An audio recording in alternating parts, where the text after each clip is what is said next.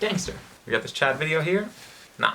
Hey yo, what is up guys? Today we are going to be reacting to why Nigahiga Quit YouTube, a full exclamation by Sunny V2. We're gonna check out the video. So let's start it. Haven't seen this guy in years, bro. Let's see what's up.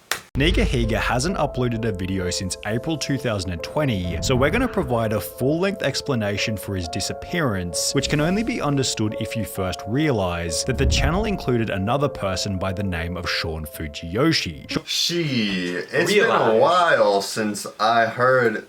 Dude, I didn't even remember You don't remember that Sean, guy? Bro, I definitely remember Sean, bro. That guy was funny as hell. Alright, Mr. Sean, we can see he's very young. God damn, alright. Sean was there for all of the channel's most notable early content, namely How to Be Emo, How to Be Gangster, and How to Be Ninja.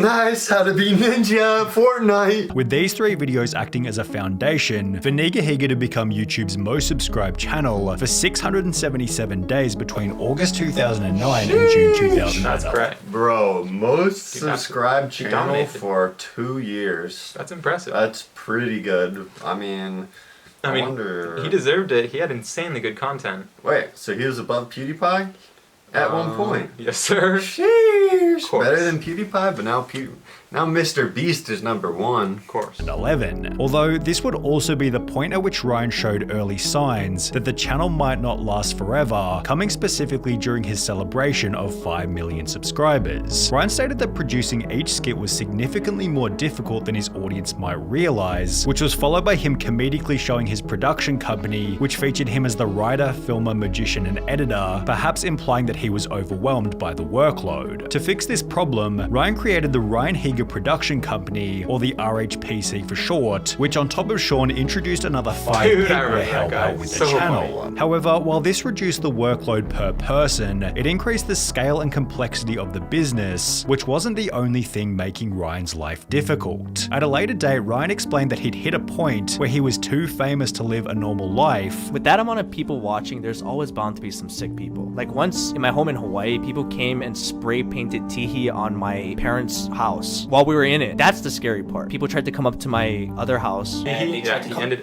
every video with Teehee. What is... Oh, that was that's just my his thing. windows and take pictures of us through the windows. Bro. Stuff like that. It makes you think a lot. That's you do fucked up. have to live with it. Which will be the first example of many to come, where Ryan would express the downside of being a famous YouTuber. Despite this, he and his team continue to pump out skits for the channel, although Ryan made it obvious that he already thought his best days were in the past. For example, in May 2017, when everyone was doing water bottle flips, like, that's when you needed to like try to be a YouTuber, because you just could do the stupidest little thing and then dude, his water bottle flip video, that was a classic though. The one he did, I can see why he would be overwhelmed by the like production of all of it, because he had like the best quality videos, honestly. Yeah, and it really is not easy doing all the production for one. Of course. Like doing every aspect of production for a fucking video. Facts. Idea planning, writing, all this bullshit. Yeah. Of course. he'd upload a video titled Life of a YouTuber, in which Ryan outlined the different stages that every creator goes through, with stage 5 implying that he was no longer enjoying making the videos. Ryan would go on to explain that the final stage in a Bro, I feel like this goes for like almost all YouTubers too, because like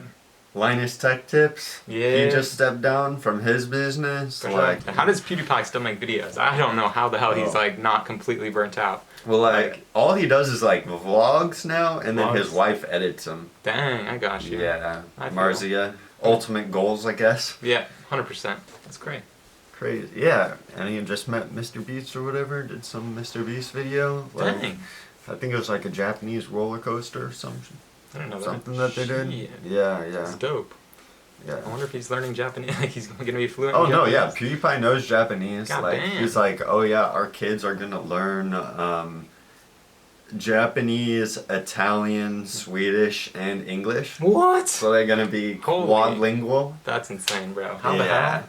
He's just like, oh yeah, apologies in advance that my kid's gonna be really confused whenever we're talking. YouTuber's career was to write a book, and the point of the video in the first place was to announce that he'd written a book. Writing a book is a very important stage in a YouTuber's career. It means that I am in one of the final stages of my YouTube career. However, while these hints seemed to imply that Ryan was about to retire from YouTube, the uploads didn't slow down and continued full steam ahead for well over a year. That would be until the 2nd of September 2018, when Nigahiga uploaded a video simply titled Goodbye Sean. As suggested by the title, Sean announced that he was leaving RHPC as he landed a job in the engineering sector and was moving to a different state altogether. I'll be moving to California with my girlfriend, and yeah, this might be it. And while many of the comments implied that this would have a major impact on the channel's future, nobody could have predicted the impact that it would have on Ryan himself. Sean's departure seemed to suggest to Ryan that perhaps it was time to move away from these silly YouTube skits and pursue something a little more age appropriate. His childhood friend, who was a year younger than him, was making big life changes, while Ryan was stuck doing the exact same thing that he had been for the last 10 years. I did the same thing every day for years. If you do it for a while, you kind of get to the same place, I think. At a minimum, it seemed to suggest to Ryan that there was better opportunities outside of YouTube, because as highlighted by this comment, the channel was never the same since Sean left. Only 6 videos after Sean announced that he was leaving, Ryan would upload a new video titled If I Quit YouTube, in which he'd begin by stating that he was bored of making videos. Over the past year, I really have been considering quitting YouTube. It's not that I don't want to do YouTube, but I just wasn't having fun making YouTube videos anymore. And as a result, he planned on switching up the content. There's gonna be changes on this channel. And I know that a lot of you praise me and respect me for not changing my content over the years, but this is something I have to do for myself. Ryan expanded on this in a later live stream, during which he implied that he was no longer challenged by the skits he was making. There's nothing that I really feel like, oh, this is gonna be different if I do it. It would have to be something more challenging. Before going on to state that he had even grown tired with the sound of his own voice. Watching yourself over and over and over and listening to yourself, it actually used to make me mad. It's a weird thing to understand until you do it over and over and over. But I would literally be like, in my head, I'd be like, shut up, dude, shut up! Because you hear and see the same shit over and over and over. It was like frustrating because I think he just got bored of the type of videos he was making. Yeah, right? they were all pretty similar. I mean, it's all like kind of kid content. Yeah, right? It's all like small brain shit. Like pretty much. I feel like if you just like moved in for like making documentaries or something, maybe he would have continued. Maybe he would have. Or just like traveling, vlogging, or just streaming stuff. I mean, yeah, clearly he's confident about making content. So, like, not confident, like he's passionate about it. So yeah, I'm sure he would still enjoy it. Just like, yeah, mix it up.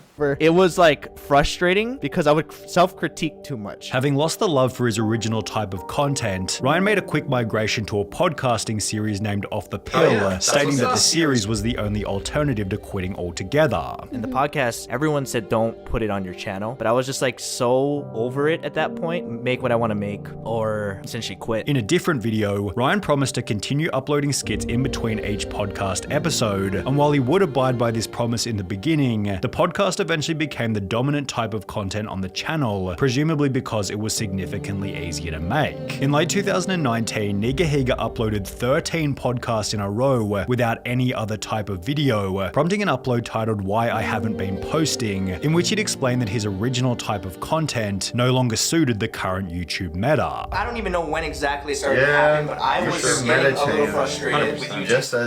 Just as I was saying, like, man, 2018, 2016, the smallest brain type shit. Just like stupid ass challenges, stupid ass parkour, prank channels. Yeah, prank channels, like so dumb. Like, I feel like the most popular videos on YouTube are now like information based. I half agree with that. I mean, that's a lot of what I watch. Yeah, but you know, I try to learn a lot from Mr. Beast, and he's not teaching anyone anything. He's just giving away tons of money, and he just gets more views than anyone. So, very true. I'm not sure. I feel like he's just mastered the current meta. People just love seeing big numbers and clickbaity things. Oh, fuck. Just cool yeah, stuff. the Mr. Beast meta. Yeah, right now is definitely the Mr. Beast meta, I think. Yeah. Podcasts are chill, but the thing about podcasts, they are fucking boring if you like don't know the person you're listening to. Like, why the fuck do I want to watch 200 episodes worth of fucking podcasts? It's just people fucking talking this fucking nonsense. Of course, pretty much. yeah, part of me wants to make podcasts, but then like part of me is like, oh yeah, these people are just gonna like click off because I don't have anything smart to say and I barely have anything interesting to say. Or that's just my mind telling me that, but... I mean, I totally understand that. You gotta have like, I think Nelk Boys have a pretty good like if you have good chemistry with enough people that have interesting things to say and constantly bounce around, if it's only like 2 people or like 3 people that are all kind of, not saying interesting things, then don't think it would be that great. Shit, bro, we need another person for our podcast. We need 1 or 2 more people for sure. And constantly having a new guest is also, I think, a way to keep getting views on them. And just look at Joe Rogan's like the podcast king. The only reason he gets tons of views is because he has a new, interesting, famous person every time. Of topics. It's just all the topics and all the people. So with YouTube and getting really just bitter, I guess, with what YouTube had become. Ryan then added in a live stream that he was almost never happy while making skits. Can you say you're happy about your life? I can't say that the whole time during my YouTube career I was, even in its peak, and that's probably when people thought I was the happiest. Adding in an Anthony Padilla interview that he was always burnt out. How have you prevented yourself from feeling YouTube burnout? I didn't. Shit. I'll admit that I was burnt out for like years. Before implying on more than one occasion that becoming successful did almost nothing for his own personal fulfillment. Finding fame and money doesn't bring happiness at all. But you don't really know until you really go through it. Ryan then made it obvious that, as someone who made everybody laugh at the expense of his own mental health, he related to the life of Robin Williams. The Robin Williams incident where like you can be the funniest, most respected, famous, loved, and no one knows what you're going through. So how was his life better than the guy who's working a 9-to-5 right now and still has a family? That's a better life. Before adding that becoming so successful in his 20s might have been a negative, as he didn't know what else to look forward to. Damn, if this is my goal and I reach this goal and I'm still unhappy, then what am I doing? Like, what else is there? It was obvious that Ryan was feeling a little lost, which began to reflect in the I mean, I don't know how much I can relate to that, because I feel like there's no way I can have millions of dollars and be super unhappy. I know that's a very unpopular opinion. Most people don't agree with that, but I don't know what he finds fulfillment with. What does he enjoy doing? What would you do in his situation? I mean, I think I'd be perfectly content in a big mansion with fast cars and just race around on the racetrack all the time and become huge and just box, have a nice gym in my house, like party all the time. Like, I don't know. I feel like I would definitely be chilling for sure. What if you were stuck making content that you didn't enjoy making? Yeah, then I would have to switch it up for sure. You'd have to. But this was already. Would you be concerned? Would you be worried about that you will lose your audience? Well, I mean, if you're already rich, I think you should also. A thing that a lot of people are doing now, and content creators that are big are realizing they have to make money outside of content. Mr. Beast, he's making the chocolate company. You got Logan Paul making the Prime. Mr. Beast chocolate. Yeah, Logan Paul with Prime. You got Conor McGregor. He made like this liquor company, and that's like how he has hundreds of millions. Like, if you're super famous, you got to like make a product and like market that, and then you don't have to worry about the content, because then you could just be rich off of that, you know. Making a brand that doesn't just associate with your channel and your identity. 100%. That's what I think he should have done. That's so smart. If he sold some sort of product like that, and like he would be chilling. He wouldn't have to worry about content at all. Bro, he could easily sell like Nigahiga chocolate bars or some shit. Yeah, because he had the kid audience for sure at the time. Or like make some merch, or like, I don't know, just making a product and just mass producing and marketing it. Like, you don't have to worry about content at all. You just do whatever you want, whatever kind of content. That's what I would do if I were in his position there. Because I feel like a lot of the shit that you find in a grocery store, you're like, what the fuck is this? Like, crap. Like, I don't want to buy this, but like, so I feel like definitely just like, if you get like creator products like in a store, like, there's a way more chance of people wanting to buy those products. Of course. But also, I feel like the food industry is, and just like making a product is hard to tap into, because you have to have like... You have to have a lot of capital, like, startup. You can't just do that out of nowhere. Yeah. I feel like that's the trouble with everything right now. You just need money before you get into it. Like real estate, the highest products. Products. I just feel like the only way that you would be ultra successful with those products is if you already have a giant audience. Yeah. For sure. So the hard part is, getting people a giant audience online. A lot of people say we're in an attention economy, you know? It's basically, sums it up super simply. If you can get people's attention, you can just get them to buy anything pretty much. Yeah. It's, I mean, not anything, but you know, if you, attention is super valuable in today's world.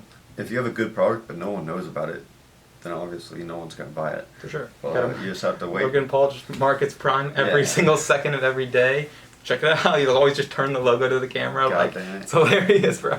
Yeah, that's a little bit extreme, but you're 100% right. The madness of his video uploads, as his channel became a mix of skits, podcasts, and advertisements for his new energy drink. Oh, so we did do that. My own energy drink. This is crazy. This persisted until the 41st episode of Off the Pill, at which point Ryan disappeared altogether before What? returning That's 3 the months worst later time, bro. That's the worst time, bro. That's when you have to market it insane. Yeah. He created the product and then dipped. That's why no one. That's why we didn't fucking know about it, bro. returning 3 months later by uploading a video titled My Midlife Crisis. So this is definitely the longest break I've ever taken from not. Yeah, he was like a year too late with his drink, I guess. Like Yeah, a year or two 100%. too If he late. did that a year earlier and just marketed it through that last year of him doing content, probably. I mean, obviously earlier would have been better because he didn't get as much traction with the podcasts, obviously. Yeah. But yeah, that's tough, man.